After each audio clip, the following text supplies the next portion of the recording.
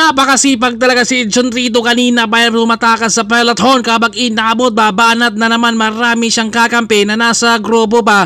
Kaya dito sa patag, nagwawala siya rito dahil alam niya na wala siyang pangremate pero hindi rin pwedeng kumpiyansaan yan dahil susundot rin yan pagdating na sa finish line. Yun nga lang kapag napasama naman talaga yung mga sprinter sa kanila talagang hindi na talagang matatagos rin.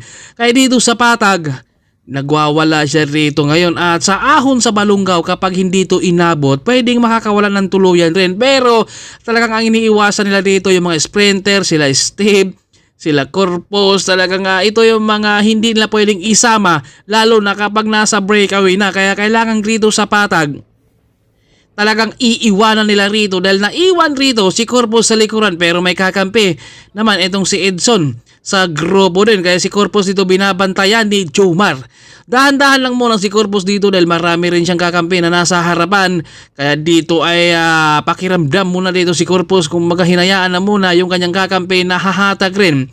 Nahirapang dumikit dito ang mga Team 7-Eleven dahil 7-Eleven rin ang talag nagpapatulin sa harapan kaya hindi sila didikit rito. Andito si Kyle ang bagong membro ng Team 7-Eleven, si Mark Ryan Lago, kalmadong kalmado at bumanat na naman, inabot na si Edson pero bumanat na naman siya muli rito, walang kabaguran talaga to. Napaka-kondisyon dito, mapapatag, mapaahon, talagang banat lang siya rito, talagang pinapagod niya ang mga domestic rito, lalo na yung mga sprinter, talagang lalabas talaga siya dahil di pwede magtago siya lalo't kasama niya ang mga sprinter.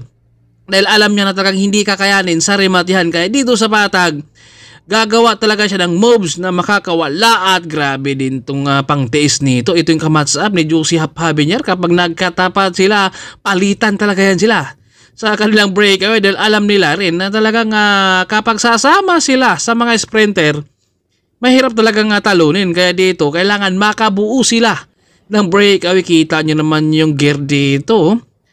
Talagang napakatining sumipa pero ramdam na dito ni Edson yung kanyang maintain na talagang unti-unti rin siyang nahirapan dito rin dahil tinatansya pero kapag hindi rin talaga napersahin at tabulin dito si Edson itutuloy talaga yan at sa ahon ng Balungaw meron naman siyang kakampi na handang umusad na si Darius Villa Sr. Yun naman ang talagang pang-fighter nila. Kaya ito sa patag, talagang pwedeng decoy lang to. Pero syempre may pangtuloy kasi kaya hindi pwedeng hindi nila habulin to. At si Debrito, tumuloy na rin siya dito. Talagang tinulungan na ni Debrito hatakin yung kanilang grupo rin para dumikit rito kay Edson. At ito, inantay na dito ni Edson. Alam niya dito na talagang hindi siya pinagbibigyan rin dahil may pangtuloy talaga Pero kapag walang pangtuloy, ang nasa breakaway, talagang pinagbigyan na yan. Kaya inabot na naman siya rito. Hindi talaga siya pinagbigyan rito sa kalang breakaway.